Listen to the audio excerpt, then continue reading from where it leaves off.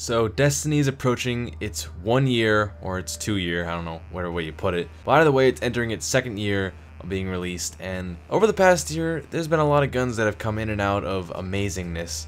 That's what it's called. And I've decided to put together a top 10 showing which one was the most OP at any time in Destiny, really. Without further ado, I present to you the top 10 weapons in Destiny of year 1.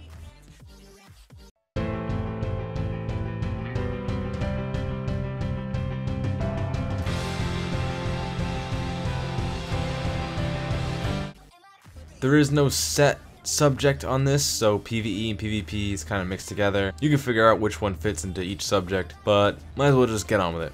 So at number 10 we have the Vision of Confluence. This is from the wonderful Vault of Glass. It's a scout rifle, and this thing was my go-to gun. I almost had it on me 24/7 unless I'm in the Crucible, so this is a PvE weapon. And this thing just didn't move. I've talked about it in previous videos, but if you're new and this is the first time you're watching a video, this thing doesn't move at all. I think this gun probably has the least amount of recoil in all guns throughout Destiny, and I'm actually gonna stick to my word for that. I think it does not have any recoil, and it has the least of any gun. If there's a better gun, or a gun that's decent that has less recoil than this, that's a pulse rifle, scout rifle, auto rifle, let me see it, because I don't know any other gun. I still use it to this day, but I feel like not a lot of people have started to use it. Some people have moved on to other things, and maybe it's just lost in time. I don't know. At number 9 we have, I'm sorry to do this, but I'm gonna say fusion rifles, because everyone had their own favorite fusion rifle back then in the Crucible. Mine was the Purifier, which is a new Monarchy fusion rifle, and this thing had accelerated coils on it, so the charge rate was pretty insane, and fusion rifles were the one sound you heard in the Crucible. It was kind of annoying, but sooner or later I ended up joining that and became one of those people that used fusion rifles, and it was a one-shot at about point blank up to about maybe 10 yards, maybe even further. Actually, definitely further, probably like even 20. So for a certain amount of time, fusion rifles were the only thing people used in the Crucible, and clearly that's not the case anymore, but if you were there, you would definitely know of that time, and it was pretty intense. You couldn't get away from a fusion rifle. At number 8 we have the Thorn. The reason why this gun is so low is because Thorn was terrible. If you hopped on Destiny in the past maybe 2-3 months, you're gonna say, well, the Thorn is the best one out there, everyone uses it, right? Yeah. No, that is not the case. Thorn was awful. I ended up dismantling my first one, and I had to go and get the second one once I figured out that the patch made the Thorn the single greatest gun in Crucible. No matter how much people hate it, people hate what's really good. I don't know, it's just the way the world works. People don't like things that are good. At number 7 we have the Last Word. This is kind of an example leading in from Thorn. The Last Word was what the Thorn is now. Anyone and everyone who had it used it. I used it. I became pretty decent with it, that's what I would say. It was my go-to gun in the Crucible, and I loved it. It was like a 2-shot, 3-shot headshot, I think. And it was just fun to use. I'm not trying to brag or anything, but I first began to use the Last Word once I saw someone get a 2-shot on me, and that was when I set out to try to find it, which is not the easiest thing to do in Destiny. But I ended up getting it, and I ended up using it, and I ended up loving it. But then 3-4 weeks later in the Destiny, everyone started using the Last Word, so only the people that were really good that could use it came out on top, but I liked it better when there was no competition. But now, the Thorn, it just, you know, it's not as good. They gave it a debuff after the patch, so rest in peace, Last Word. People still use it today, so it's not actually dead. Don't think I hate the gun or I'm putting it away. It's still great, but it's not as good as it once was. At number 6 we have the Suros Regime. Now the Suros Regime has some pretty crazy history behind it. If you don't really remember this, I remember the first maybe 4 weeks of Xur. The first week of Xur was the Red Death, the second was the Gjallarhorn, and the third week was the Suros Regime. Now this was just crazy because word was just circulating about an auto rifle. One of the YouTubers, I don't know who it was, a YouTuber ended up getting the Suros Regime from someplace, and no one knew that there was an exotic auto rifle. They knew it was possible, we didn't know what it was called, and then next thing you know, Xur is selling it. So for the next couple of weeks, it was just the Suros Regime in the Crucible, and it couldn't be topped. There was no other gun out there that we knew of that could top the Suros Regime. It had a perk on it that allows it to slow, but increase the damage, and that perk, as much as I hated it at first, I ended up becoming a huge fan of it. This was just so early in Destiny. This is when Destiny was like a baby.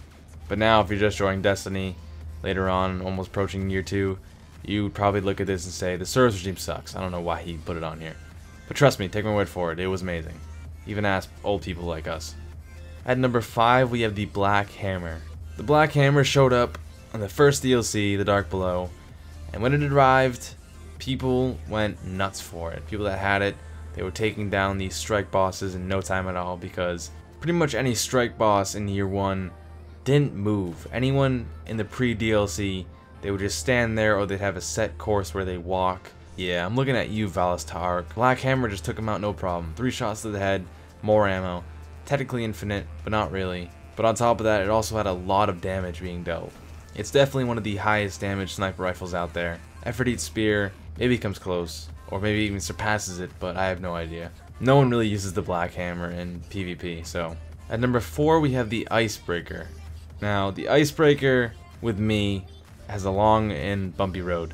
I personally did not like the Icebreaker. My friend ended up getting it really early on, maybe about a month into it, saying, oh yeah, I got an exotic sniper rifle, and I was like, yeah, that's the Icebreaker though, it looks pretty ugly. I mean, the patience and time, that thing's got like some mesh on it, looks like a ghillie suit. I'd rather have that.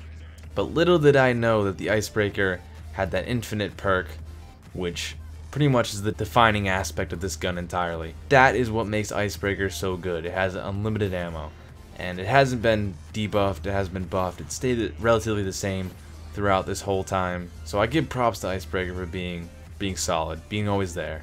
At number 3, we have the Fatebringer. The Fatebringer is also another gun that stays solid. It's always been there. No one has ever given it hate. If you have, I don't know why you would. This gun is the perfect PvE weapon for 90% of the time. The other 10% can be given to the Vision of Confluence for long range battles and not moving at all. The Fatebringer just takes out crowds of enemies with its Firefly perk.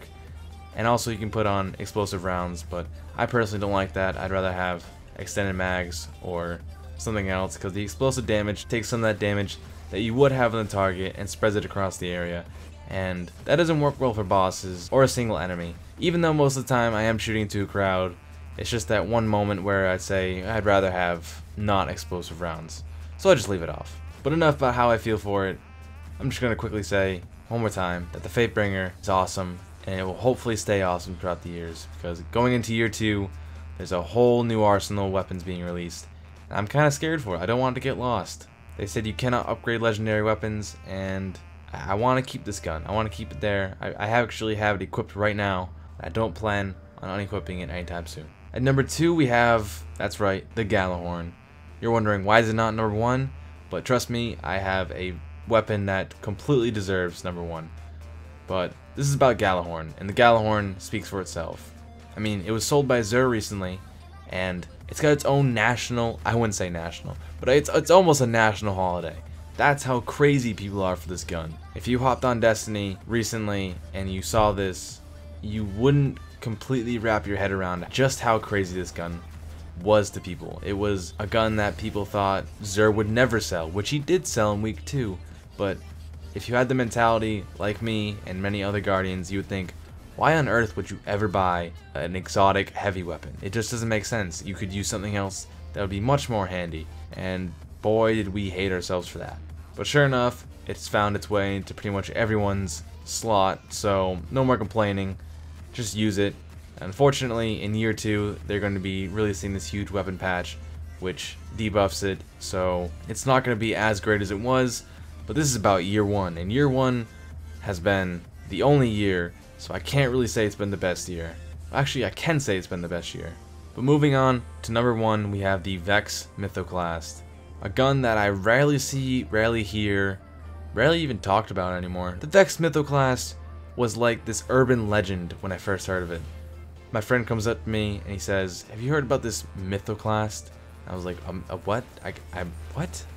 What's a Mythoclast? And it was just at the time of the release of the Vault Glass, and as you do know how you get it, it's you beat Atheon on hard. So because the Vault Glass just came out and hard mode was level 30, not a lot of people did it. As for the people that did, they would show it off, and this gun was the most OP gun in the history of like any game I've ever seen. It was an auto rifle, fusion rifle, that would two-shot enemies in the Crucible. I'm talking about the very first week that this gun was shown. It was so good at Crucible, and it was so good at PvE. Everyone was in this rush, this craze to get this gun, but no one could get it because no one could get all that raid gear to even be close enough to have a chance in the hard Vault of Glass. On top of all this crazy statistics that this gun had, it also just felt great to know that there was a gun out there that was extremely hard to get, that only a select few people that had it, and it was just amazing. So it gave people this will to just try for this gun, to keep doing the Vault of Glass, to get all this raid gear, and to work their way up to beating it on hard. And beating it on hard wasn't an easy task by itself. Just getting the raid gear was hard, and then you gotta beat it on hard. When I beat it on hard, I was level 29. I did not get all the raid gear. I was missing one piece, and I actually didn't even get the Vex Mythoclast. I thought it was a guaranteed drop, and I don't think anyone in my raid squad even got it. So we tried it again, and sure enough, I ended up getting it.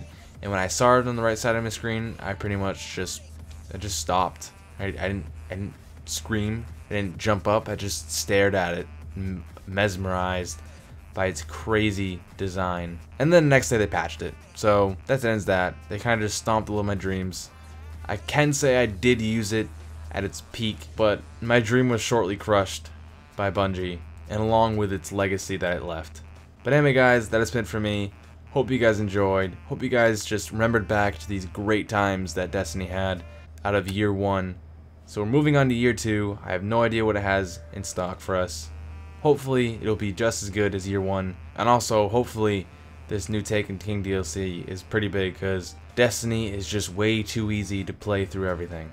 They need something that can keep me attached to it and keep playing, drive for it, work for it, something that I can actually put time into, progress, and earn something that's really good, something that I can be proud of obtaining, which is kind of stupid when you look at it from a distance because it's just a virtual thing. That's too philosophical. Hope you guys enjoyed, and I'll see you guys in the next one. Later, Guardians.